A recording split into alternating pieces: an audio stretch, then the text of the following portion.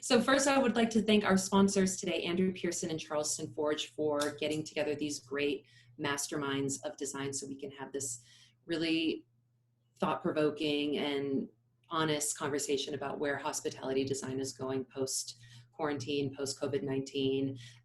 We have some wonderful panelists here for you today who will no doubt have so much to say and so much input and so much thought into what is going to happen and how we will be interacting with each other through design after we all get out of our apartments. First, let me introduce myself. My name is Miranda Agee. I am your host, so to say, and the reason they asked me to do this panel today is because I was a design journalist for a little over a decade. I was an editor and writer at a lot of magazines and design publications.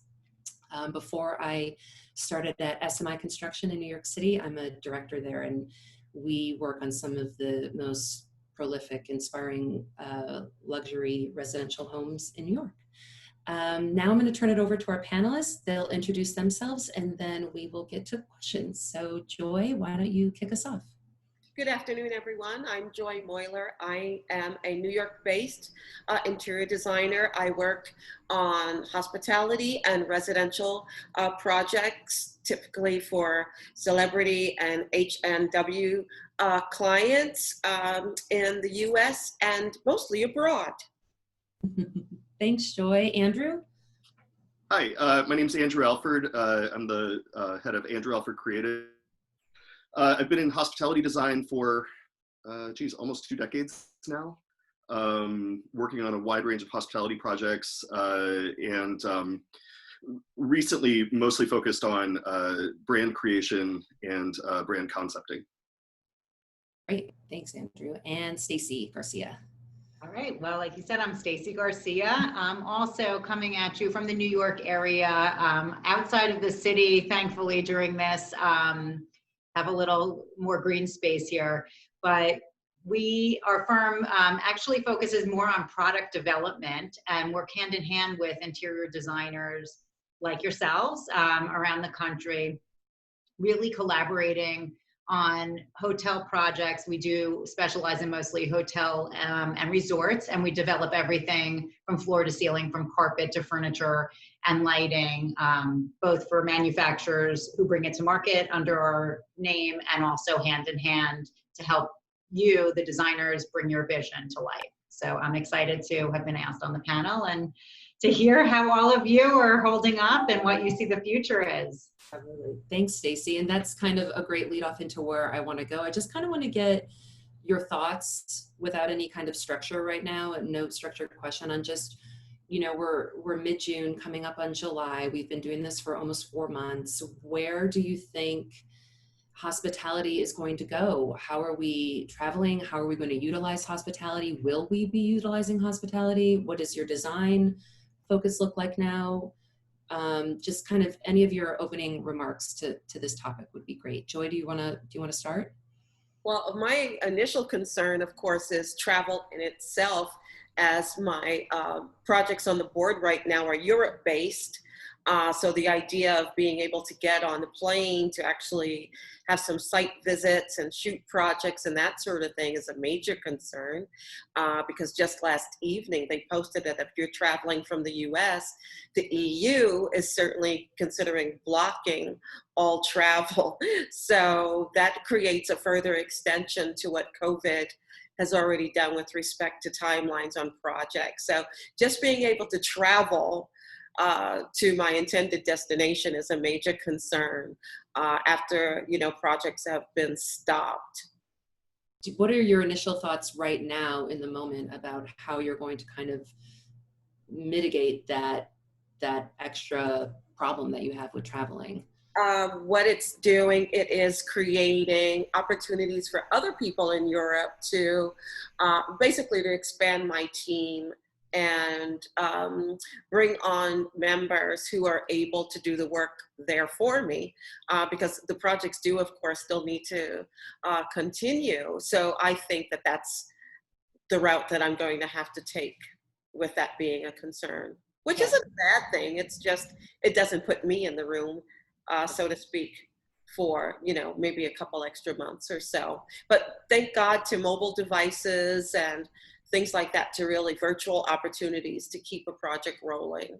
Right. I mean, there's really no right time for a pandemic, but in this today, I think we're all just so grateful to have so much technology to kind of keep us on track with our projects and work in general. So, thanks. I told you, I warned you right before we went live. I love it, Stacy. Andrew, what about you? What do you think about all of this? How are we going to be moving forward? Well, so the thing I've been saying is that I feel like I actually thrive in the apocalypse has been sort of my catchphrase. So much like Stacy, I've got a country place. I'm based out of Chicago, but I have a farm in Michigan. So I've spent literally 4 months on my farm, and really sort of kind of stopped working for 4 months. I'm going to be honest. I have an 8-year-old daughter, and so took on the homeschooling, and I was the chef and the housekeeper and the playmate. And, you know, we've got chickens, we've got bees. I've planted gardens just in case the food supply went haywire, that I'd be able to feed my family through things that I was growing myself. And in that process, so prior to that, I was chief creative officer of Graduate Hotels for a number of years, and designed upwards of 35 hotels for them at a very, very frantic pace. And so I've been oddly grateful for this time because, you know, I've worked since I was 15 years old. So for 3 decades, I've worked pretty much nonstop. And this is the first chance in my life I've had to sit still. And what I love is that I've been able to, because I'm not focused on right now on keeping a big business alive or a hotel company alive, I've really just been able to watch and sort of soak it all in, and sort of have my own think tank, my own little private think tank of dreaming up what I want to do coming out of this and what I want to create for the world. So for me, it's been kind of a treat. I'll be honest. Are you willing to share anything that you have dreamt up that you want to create for the world? Yeah, so there were a couple of things I'd started working on before this, and I feel like the thought process behind it is actually strengthened. So one of the brands I'm working on is called Nowhere, and they're essentially minimalist hotels in the middle of cornfields, about an hour outside of major U.S. cities. And the intent is, you know, so many of us when we travel, we get on, you fight with traffic, you fight with airports, you get on the plane, you travel hours and hours and hours to get to a place and basically lay in a lounge chair and read a book.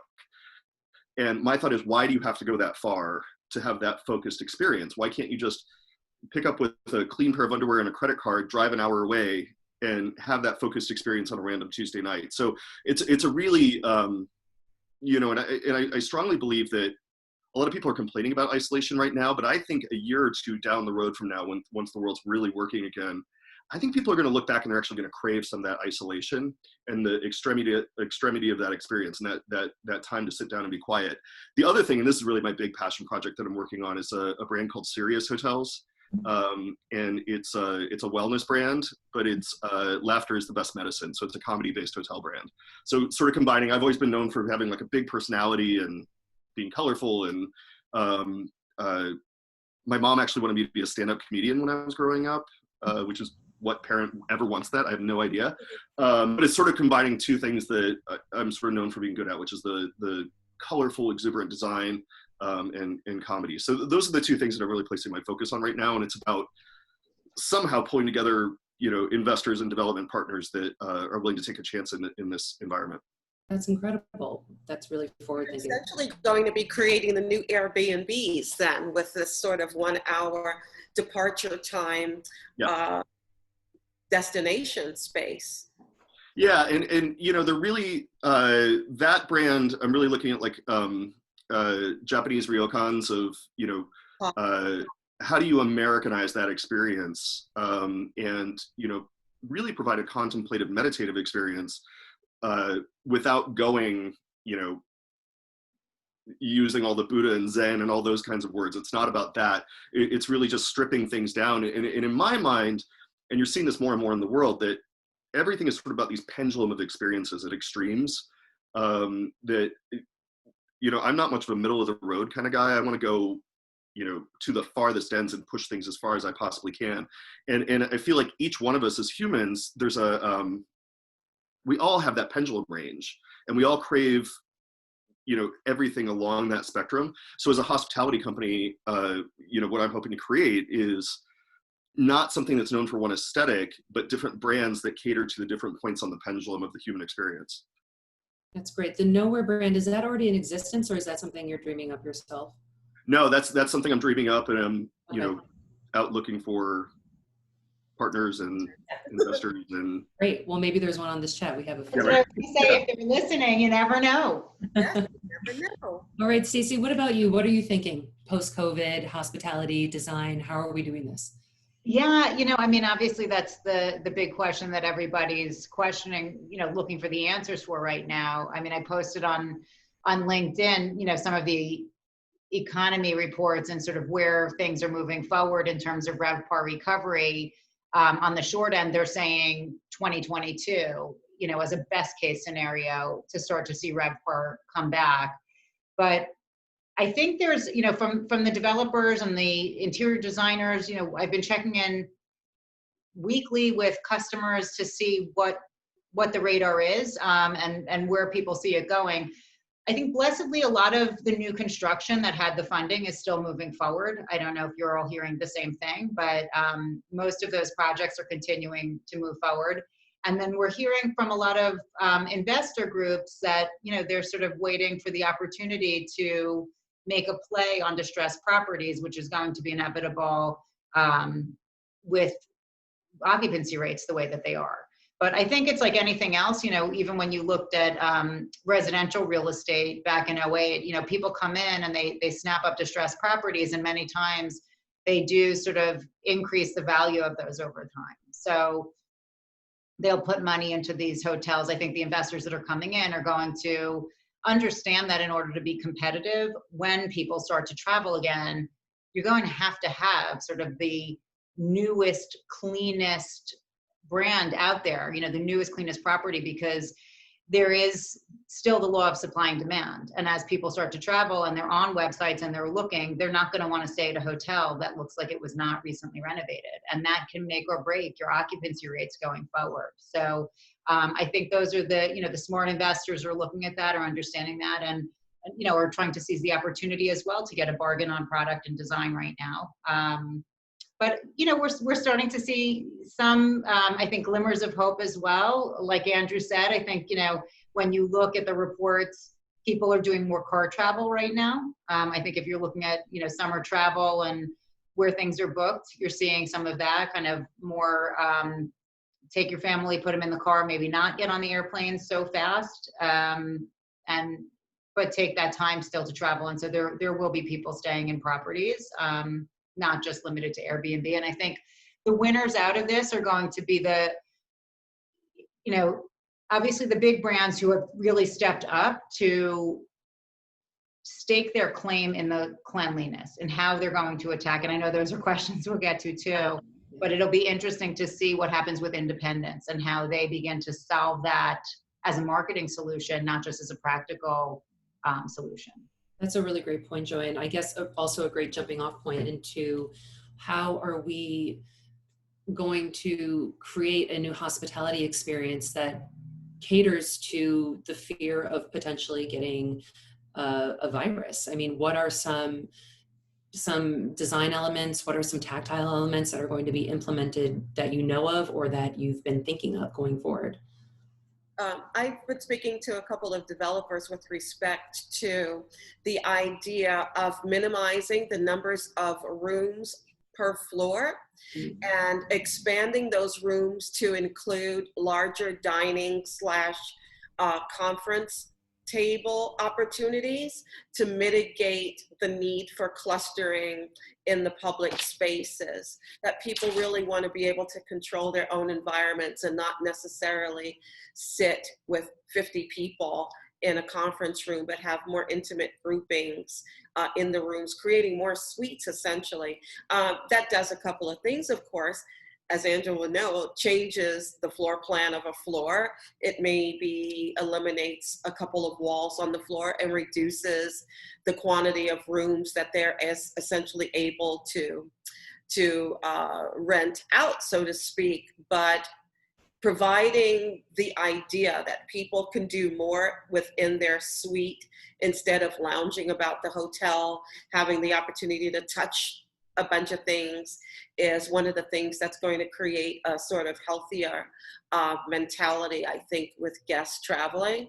Also, with respect to fibers and cleanliness, there are companies that are already working to create textile fibers that are more adherent to some of the more stronger abrasive cleaning that's going to take place. It's going to increase, you know, the rubs for cleanliness and maintenance, because if people go to a space and they don't, yes, as Stacy said, have a sense that the environment is clean, they're going to be a one-stop shopper. And, you know, as we're looking, you know, and renting hotels and such, you know, you're looking at the prices of things, you're looking at the square footage, but I think what's more paramount to anyone right now is how clean is this environment?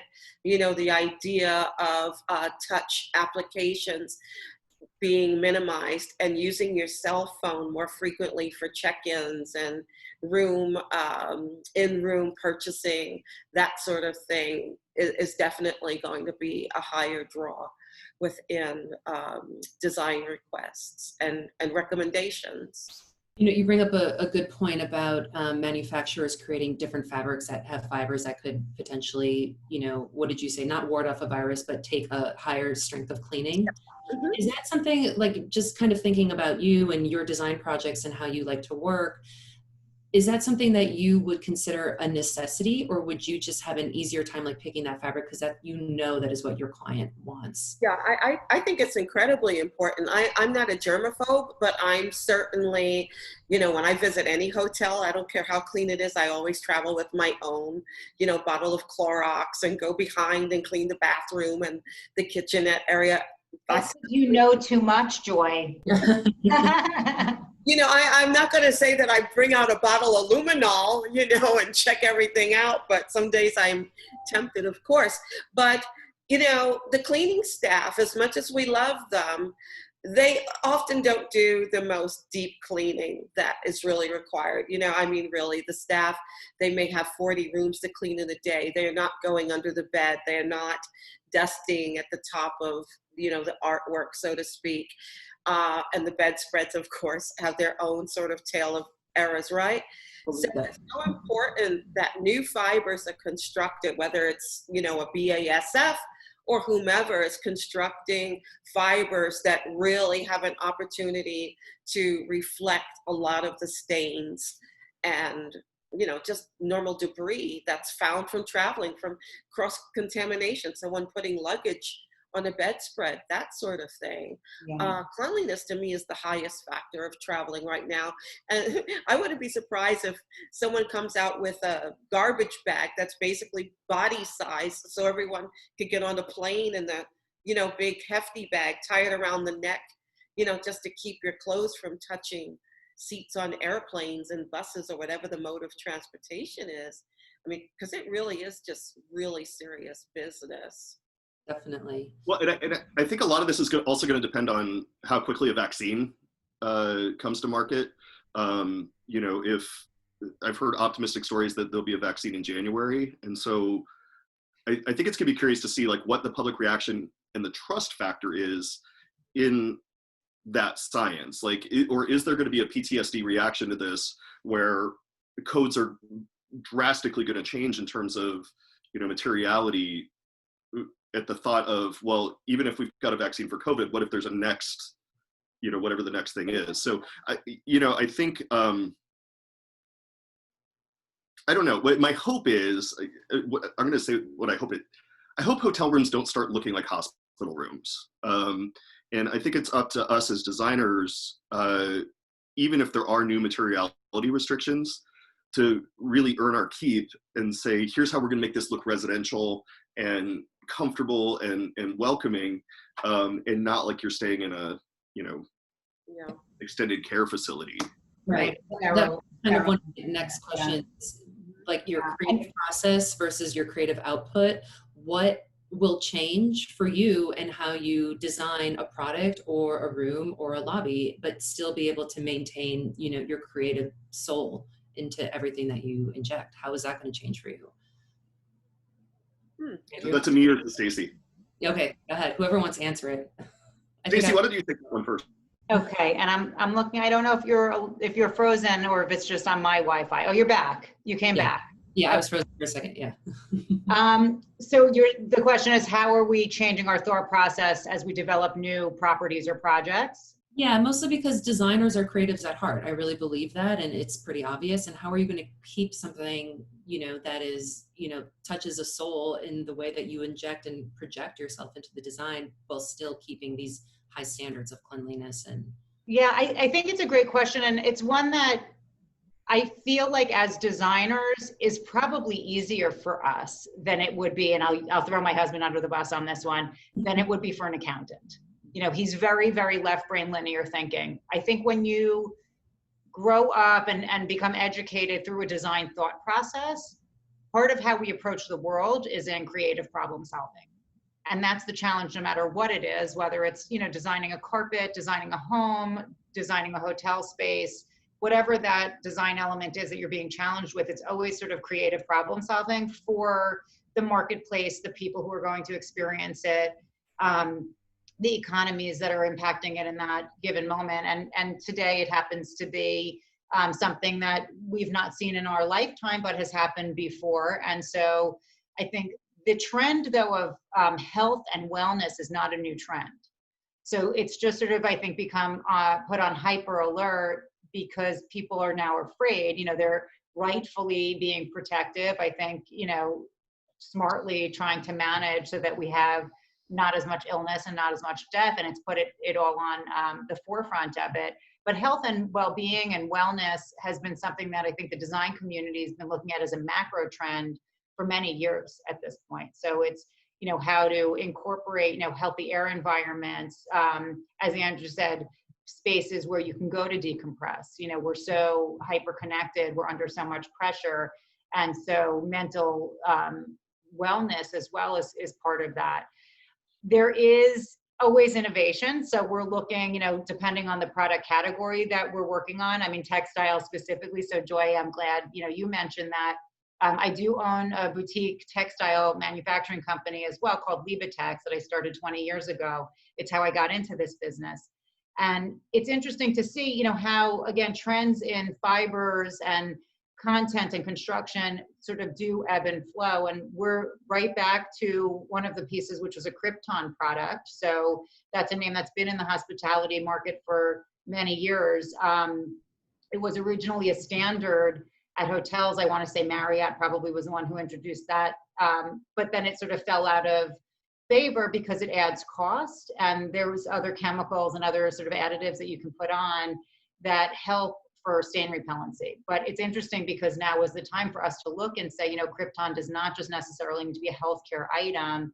They're one of the first who are saying, putting in the scientific claims with the studies that say if you're speccing a moisture barrier product, their Krypton product, and using their cleaners with it, that they have testing done that says it kills COVID-19, you know, as well as other antimicrobials and viruses. So I think those are the kind of things that, you know, we may not necessarily even need to reinvent the wheel. It may be looking back at things where cost was a driving factor out of the room. It may become an important piece back into the room moving forward.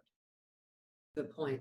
Something definitely to bring up is kind of the cost of this brand new idea of innovating for a different wellness standard.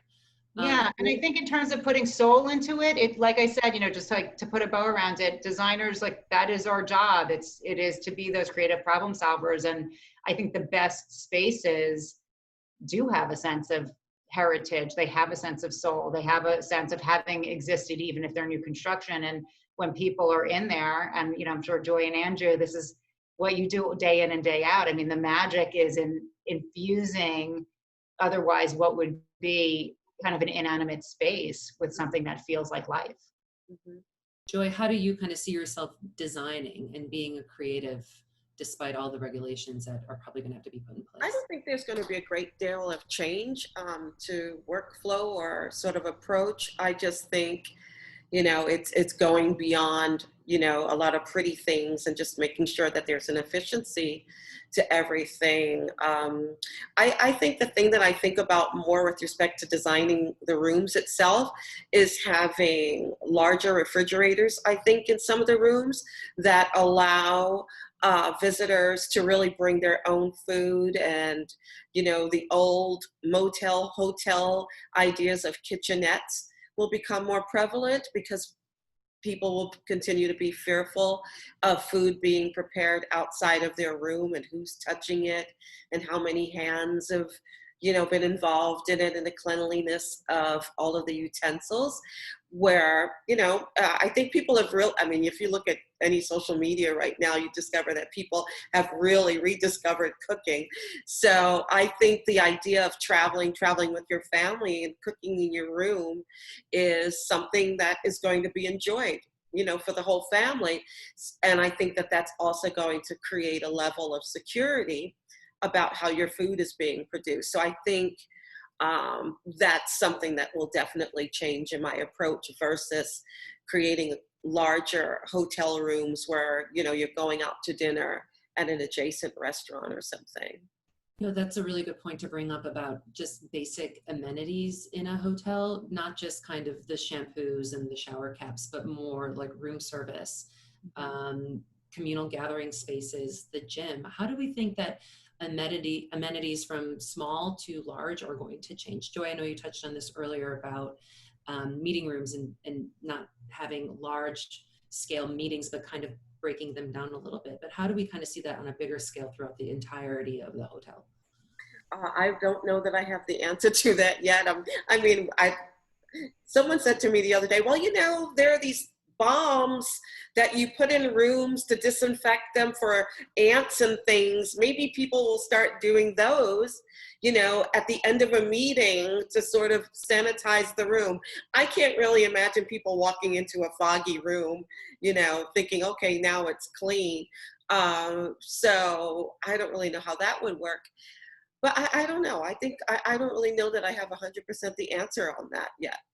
Well, I think part of it, if I could jump in, I think part of it is going to depend on, so my design approach right now, I'm not saying I'm ignoring the healthcare sort of like sanitary component of this. I'm way more interested in the psychology of essentially every person. I don't know if I would say on the planet, but I mean, like a huge portion of the planet is coming out of this forever changed. And so everything we thought we knew about how people use hotels, what they wanted is changing and it's evolving. So you could end up with a really interesting situation where people are craving community, actually craving more communal space, because they want to be together and they've rediscovered the joy of actual physical contact and human connection. And so I don't know. I think it's going to be an interesting thing to watch. Or are people going to come out of this, wanting microscopic public spaces and way bigger private spaces? So I think we're going to have to sit back and watch. But I think, again, I come back to that pendulum idea that I think there's going to be sort of a range. And what I'm really focusing on right now are the extremes of, the nowhere brand, which is really intended that you almost don't leave your room, to Sirius, which is much more, sort of social laugh together kind of thing. So I think there's gonna be a range of experiences. And look, there's gonna be technology, there's gonna be materials that help us mitigate this no matter what we do. I think as designers, we all need to keep our sort of pulse on how are people feeling? Like, what are they really feeling right now? And being in touch with our empathy, the empathetic side of design, to really guide us through the next couple of years.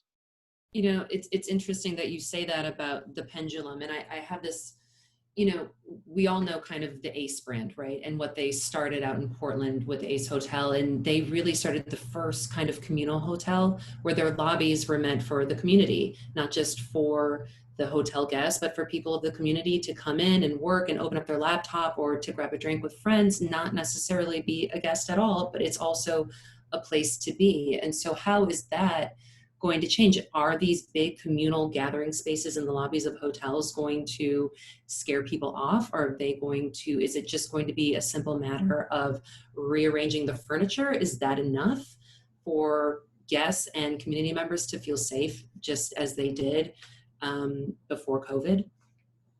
What do you think? I don't know. I think, similarly to what Andrew was saying, people have a need to be together with people.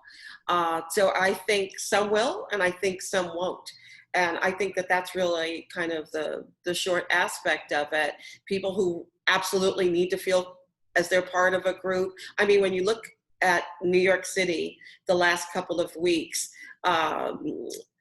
people are falling out in the street. They've been in the house for months.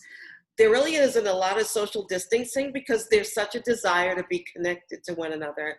There's, not as much wearing of masks because people want to see one another's faces. They want to see an engagement. You want to see who you're talking to, whether they're smiling at you or frowning at you in the midst of a conversation, even in the midst of a pandemic.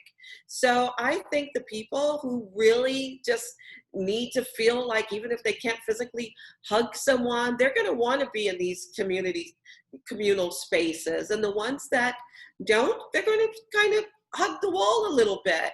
But humans are always going to go back to their comfort zone, whatever that is, along the pendulum. Yeah, I think that's really true. I think it's going to be a matter of small groups kind of burgeoning into a larger group as we get more and more comfortable with the small group and adding more people in. And then you'll kind of just get back to where you were eventually. And like Andrew mentioned earlier, until there's a vaccine and we all feel comfortable, really. Yeah. Stacy, any insight into that? Yeah, I mean, I echo it. I think human beings, we're social creatures, we're social animals. We do require it as part of our emotional well-being. So I know that this can't last forever. As Andrew said, I think a lot of it will be determined by how quickly a vaccine comes along. But I think we'd be remiss as designers to ignore that it's here and to not be guiding our customer base in what we think best practices should be, at least for the short term. I'm hearing other interior designers that we're working with also talking about reconfiguring public spaces to have less seating, to have more of these sort of individual pods. I think we're looking at furniture differently as well, kind of taking a cue from some of the open office design elements that had been really created over the last decade as office plans went more open, sort of creating furniture that's sort of hooded, that gives you a sense of protection, that gives you, that ability to kind of still lounge in a lobby, but feel like you're a little bit more cocooned. So some of that, but I think probably the same thing. Long-term, we're going to come up with our new normal. You're seeing it, we as a species don't have much patience. It's been 3 months and I think, people are bouncing off the walls and you see it, when they finally opened even an outdoor restaurant and you can go have somebody pour you a glass of wine and feel like a human and sit with, even if it's one other person across the table from you, as long as there's space in between, I think, there is going to be not just the psychology of it, but the reality of it, that it's our job, it's our responsibility to create places that are safe to congregate in. Mm-hmm. Right. So in speaking of restaurants, earlier this week in New York, we just started outdoor dining and just being out and about in the city. A lot of people are taking part in that. But at the same time, I've been seeing a lot of partitions. So how do we kind of think, are the partitions here to stay? And what about manufacturing? Do you think that there's kind of a niche for manufacturing kind of these COVID complacent or virus complacent partitions for restaurants and eateries? Well, I mean, coming back to me, like everything sort of ends up like humor based. Yeah. Why the hell hasn't anybody done funny partitions yet? I haven't gone to What's a funny partition? Print like clown hair on the glass. I don't know. There's like all these different creative ways I think that you can, between wordplay and imagery, of what you can do with a partition that I think everything's been reactionary so far. Everybody's like throwing things up and, you know, getting things up as quickly as they can. But I mean, like, it sends my mind off in a direction of like, what wit can you bring into a partition? You know, there's always an opportunity to add creativity into something. And particularly in this day and age, you know, Stacy would probably know this as well as anybody, that, you know, when I started in hotel design, you were so much more limited in terms of what you could do with custom products and what you could do with technology now, between 3D printing and all the advancements. Literally anything we can think up, Right. somebody's going to be able to build it. So I think, you know, the partition question, and there's probably a lot of other instances of this, that I think it's up to designers to put their wit and their brains into coming up with something that, even if you don't want it there, like, how can you make it something that's a little bit better? Yeah. Stacey, is this something that you've been thinking about, of like how to kind of implement, like, for instance, a partition? Is this something you're thinking about designing, or like kind of capitalizing on in any way? You know, to be honest, what is your thought process?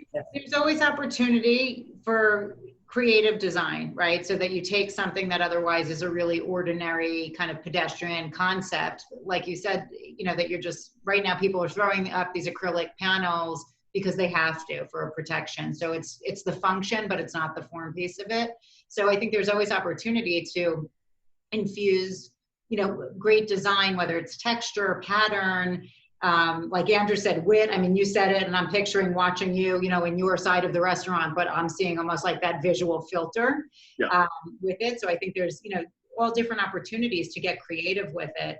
And, you know, some great companies out there, like you said, that can do fabulous custom work. I mean, we were working with a casino project recently that's underway, renovation, and it's one of the things that came up even between the slot machines, right? Is, you know, do we partition them out? I mean, obviously that's where a chunk of their revenue comes from, so they want to make sure people are comfortable being able to have that form of entertainment, and it will be a necessary part of design. I mean, I think it's going to be like, you know, you go through the airport now and, you know, you have to put your stuff through security and take your shoes off unless you're, you know, whatever, have the credentials. But today, I think it's going to be similar. Like, we may be walking into restaurants or stores with a temperature check and assume, like, if you don't see those visual cues, those partitions, those glass or, you know, acrylics or whatever the designer specified, it makes you uncomfortable going forward. You know, you want to make sure that those elements are being purposefully designed. We actually have a question from Amy, who's watching today. She says, there is a money loss with social distancing in bars and restaurants. What do you see as a realistic solution for us interior designers to present to our investors? In order to make up the revenue? Yeah. I mean, I've been obsessed with, you know, the ideas of product placement and, you know, things that you can actually purchase in different revenue streams. So, I mean, I think that's certainly an opportunity. And, you know, I've always had a design philosophy that if I wouldn't put it in my own house, I wouldn't put it in a project. So, you know, I think, I think there's certainly opportunities there, but I mean, there's a lot of money in liquor. You know, I'm based out of Michigan right now. Marijuana is legal in Michigan. I think you're going to see, particularly, I mean, you know, the dispensaries here were labeled as essential businesses, which is mind-blowing to me, that one, that there's still people in jail for marijuana, when on the same token it's being labeled as an essential business now. But I think there's going to be a renewed focus to start looking into that, or not a renewed focus, but an enhanced focus of, you know, things like that as a revenue stream to make up for some of the food and beverage losses. And if you've got marijuana, your food sales are going to go way up. I mean, let's be honest. You know, your snack sales are going to be through the roof. But I think it's, you know, I think whoever's going to be successful, it's going to be about looking at opportunities like that and sort of mainstreaming some of those ideas. Yeah. I know in New York, our open container law has been extended for 2 years. And so I think that probably has something to do with, you know, the revenue loss from bars and restaurants, and kind of trying to make up for it all there. Yeah, there's a lot of money lost there. Yeah, a lot. Drink up. Kind of going on a tangent, I really want to talk about architecture and the changes that we might be seeing in new builds, if anything. Will plans change when you're working with your architects and you go into drawings? Like, what are we kind of thinking there? That's to, I think, my point earlier about some of the quantities of rooms on floors being reduced overall to increase the sort of gathering spaces to make the rooms more multi-purpose versus just beds and maybe a slather of a work surface for working, but expanding upon that for dining and working, and larger refrigerators so people can bring in their own food as a food source. Now I kind of want to move into trends. Before COVID, were any of you kind of working with a particular trend that now you have to kind of throw to the wayside to make room for something a little bit more stable in terms of design? Well, I've always been the kind of designer that, like, I only look at trends so I can know what not to do. Okay. Is the idea of like following a trend or, you know, being on trend. Like, I've always wanted to be the guy that sets the trend, not follows one. Accomplish that, Andrew. I'm hoping, and there's certain things that I've become known for that I'm using this as an opportunity to burn that to the ground, and, you know, sort of rebuild new styles and new vocabulary in design. Because, you know, look, for years there's been, you know, you had Ace and everybody's sort of trying to emulate Ace for a long time. I think Soho House and that sort of aesthetic of the tufted sofas, the Persian rugs, that, you know, a number of brands that sort of followed in that footstep.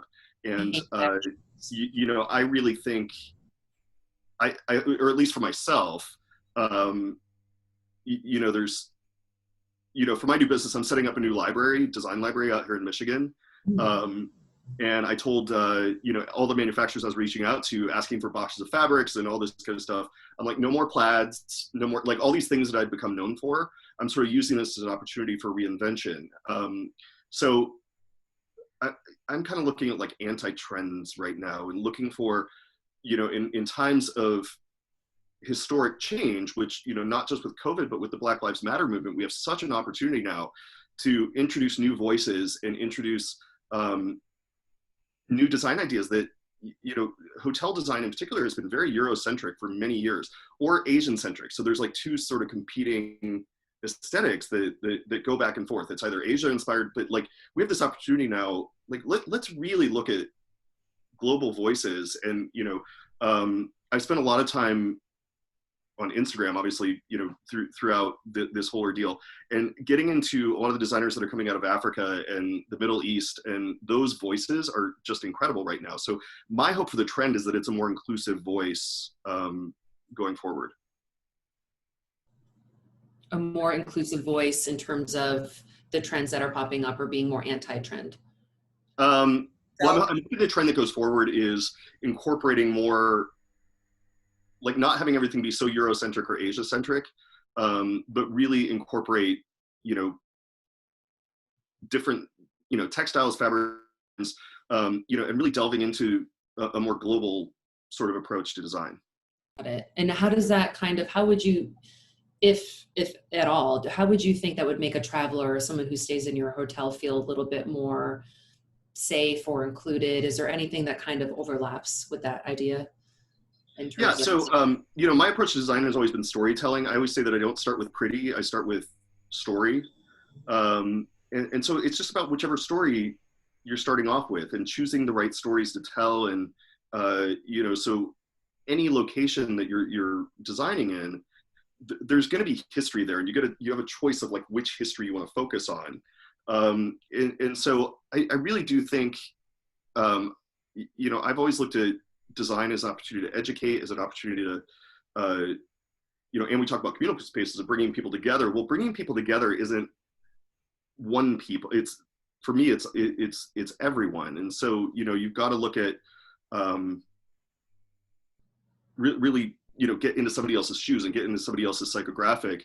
And what I love about that is that it allows me the opportunity to grow, but then you look at the mass sort of public facing view of a hotel, there's an opportunity to educate and an opportunity for people to grow within that experience and learn something within that hospitality experience. So to me, I think there's going to be a natural sort of thing coming out of the times that we're in, that you're going to start seeing different voices at the table, which are long overdue. Right. I would love to jump in on that for a second, because I'm laughing. I do talks typically when there's trade shows. So there's been, you know, few and far between the last 3 months, but I do a ton of trend forecasting. So I'm laughing because I usually open with sort of the idea that half my crowd is an interior designer, marketer of some sense.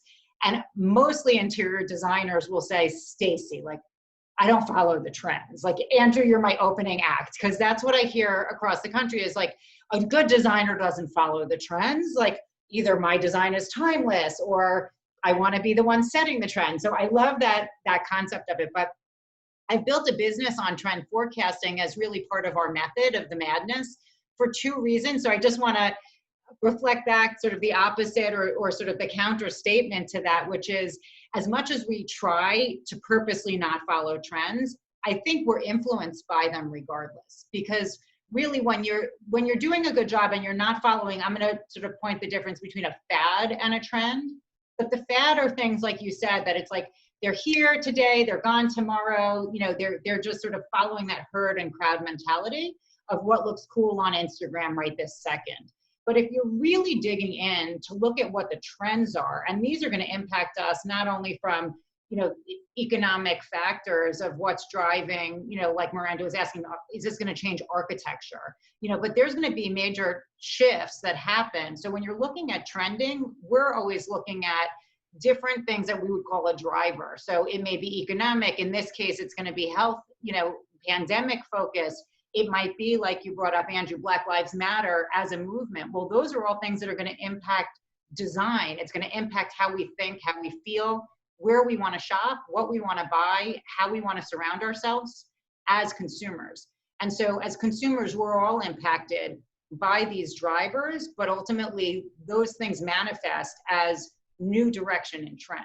So I do want to sort of put that out for anybody who's listening. I really do believe it's important to look at those trends, but I love the idea that Andrew's goal is to be on the forefront of it. Like, he wants to have his ear so close to the ground that he's really leading the drumbeat of this. He's going to be one of the innovators because, like he said, he's starting with storytelling, but I would venture to guess, like, you're going to storytell based on what you think the needs of those people are, right? Like, you're going to do it in response probably to how, I think you brought it up, that psychology piece. You know, what are people feeling? What's their emotion? What are they going to respond to in your hotel?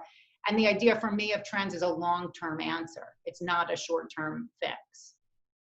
Do you think, Stacy, that a fad is intentional and a trend is kind of rooted in your subconscious when you're a designer? It's in terms of just what you're influenced by and what you look at every day, and these trends are around, and then you just kind of subconsciously, all of a sudden, you're painting a wall blush, you know, and you didn't even really think about it. I think many designers are purposefully aware of, you know, what's trending, and they want to know, you know, and sometimes they want to know because they want to do counter trends. You know, for every trend, like Andrew said, there's a pendulum effect. There's an equal and opposite reaction to that trend at any moment in time. That's equally valid. I think it's less about being kind of like subconscious. I think trends really are things that we look at and say they evolve over time. So any of the things that, you know, we're looking at now, these are things that have been bubbling under the surface. They've evolved over time. There's not going to be a quick fixed answer to any of them. But again, I think you want to look at things that are going to then, when you specify them, especially in the world of hotels, where these are things that are going to live for a good 7 years on an average. In a market like this, it may live longer, and more of an investment piece. I mean, when you're looking at anything that's hard surface or interior materials, not just FF&E, that has to live a long life. I mean, those are things that it's critical, I think, to make sure that, yes, of course it's timeless, but that you're making sure it's trending. It's trend driven, not fad driven. Fads, like, they come in and they go out fast. Got it. Joy, any commentary on fad versus trend? Stacy, to your point, I'm just thinking that 7 years is going to be shortened just because consumers are going to want an expectancy that something isn't hanging around for 7 years, you know? It may be. You know, and they may want to see validation of that the same way you see maintenance check on an elevator that's posted. You know, I think that people are really going to be so fearful that the trends are going to have a shorter lifeline than they typically have. Yeah, that may be. I mean, it's going to be very interesting to watch. And I think, you know, from a trend forecasting perspective, that's really what we do, is we're sort of marking things as we're seeing them. Like you said, it might be blush, it comes across your radar. Okay, is it going out next season? Is this something, you know, and we're looking across markets, you know, fashion, home fashion, jewelry, food. It's all places to look if you're looking to spot trend, you know, because you're seeing it across different sectors. We have a question that came in from Mimi. Hi, Mimi, one of my closest friends. She says, I have been in such a creative rut over the last few months. Instagram and digital media has been feeling so monotonous. She would love to know what each of you think about it, what is currently inspiring you to design. What are your inspirations? Yeah, so I'll start off on that one. So one of the things I've been really lucky about is having my farm in Michigan.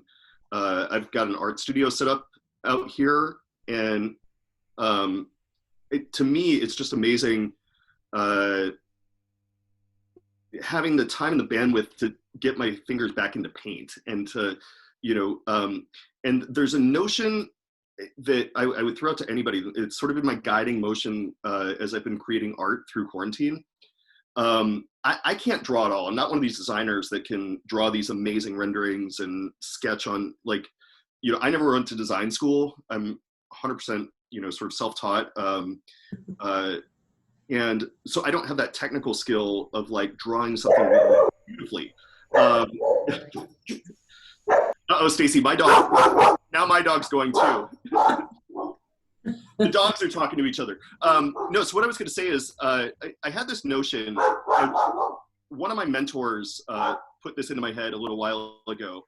Not a little while ago, probably 15 years ago.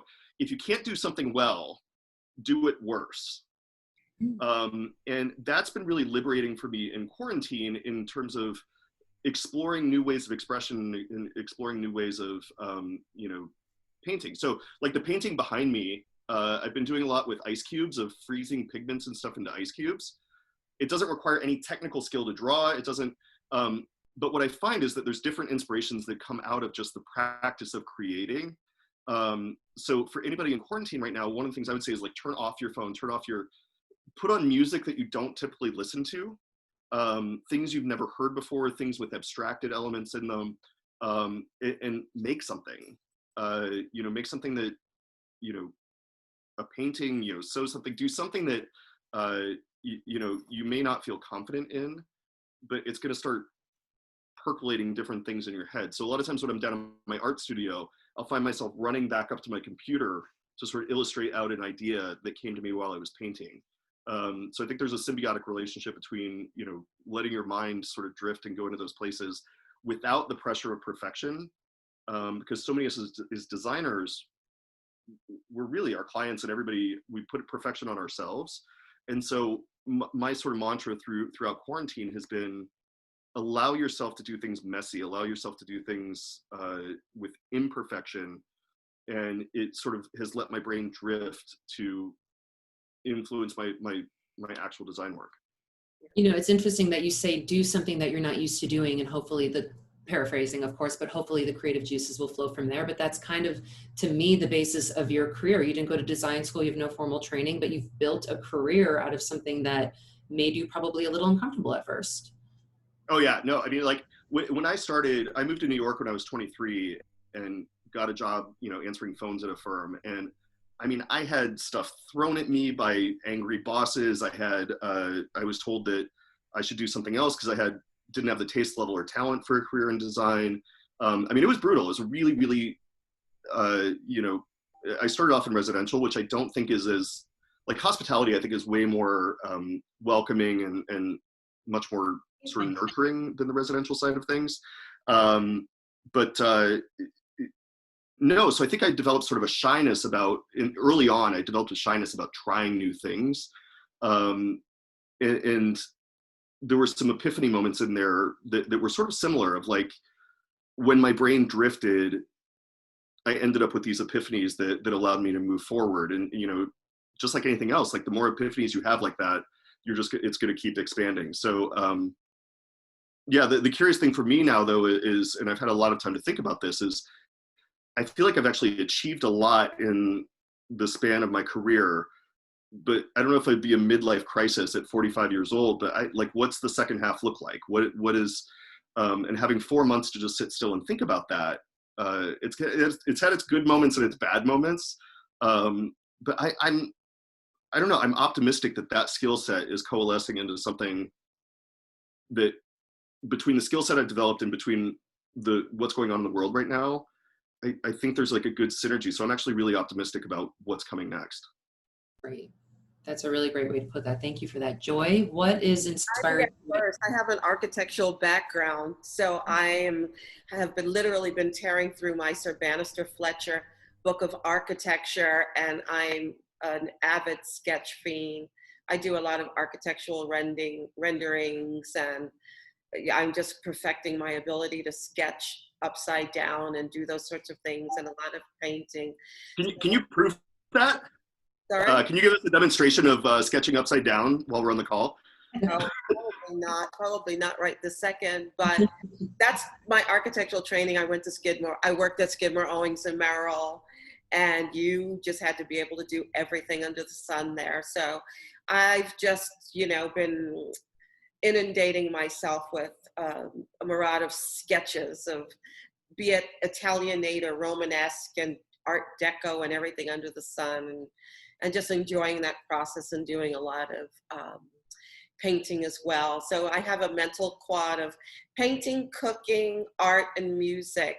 That's sort of what forces me to remove myself from looking at Instagram too much during the day. And I'm too a fiend of, I'm obsessed with staying up till 3 a.m, teaching myself new skills. So I'm either teaching myself new InDesign, new AutoCAD, new Light, Illustrator or something. That's, because I just believe you just have to keep your mind going. This time has not been one of vacation.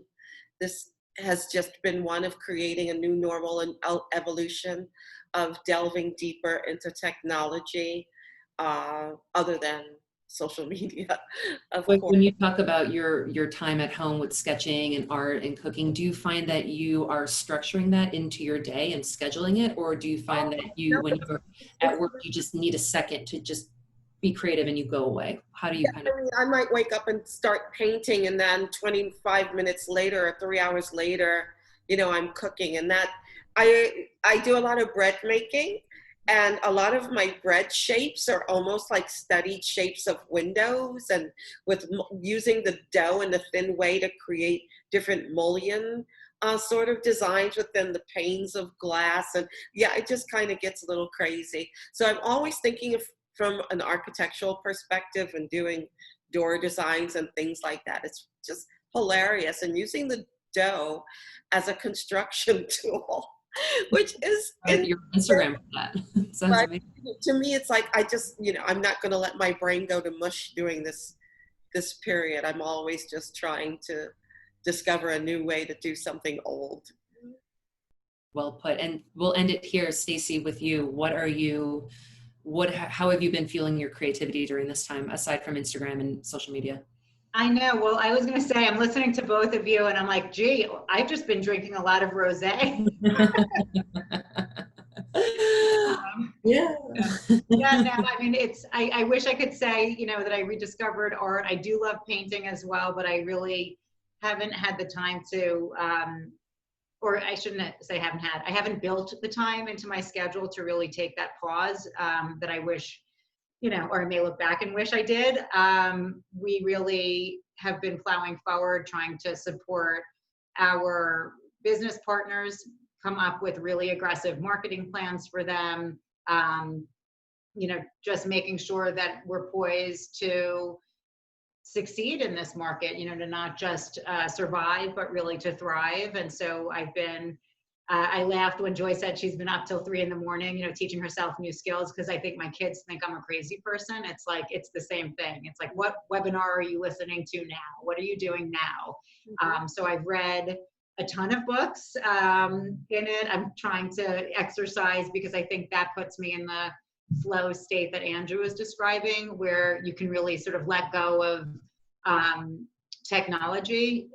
For me, it's a connection with nature, and, you know, just really clearing my mind, because I would agree. I think whatever your ritual is, whether it's a formal meditation or an art meditation or a sketching meditation or exercise or baking, whatever it is, I think coming up with those rituals for yourself where you really are unplugging and just being in that moment does help to have that creative epiphany. I think that's so true. I'll take the question really quick, just because something that Andrew said really resonated with me, and of listening to different music and doing things that you just don't normally do.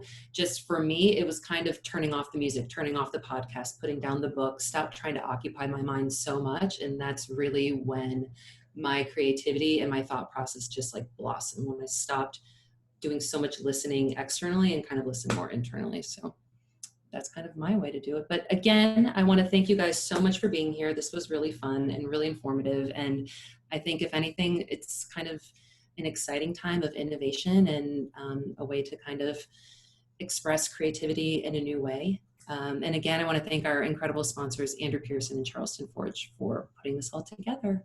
So I hope everyone learned something. Thank you for coming along with us. And I do believe this will be available on YouTube for an eternity. So look it up if you have any questions. Thank you. Thanks, everyone. Thank you so much. Thank you very much. Bye-bye. Bye-bye.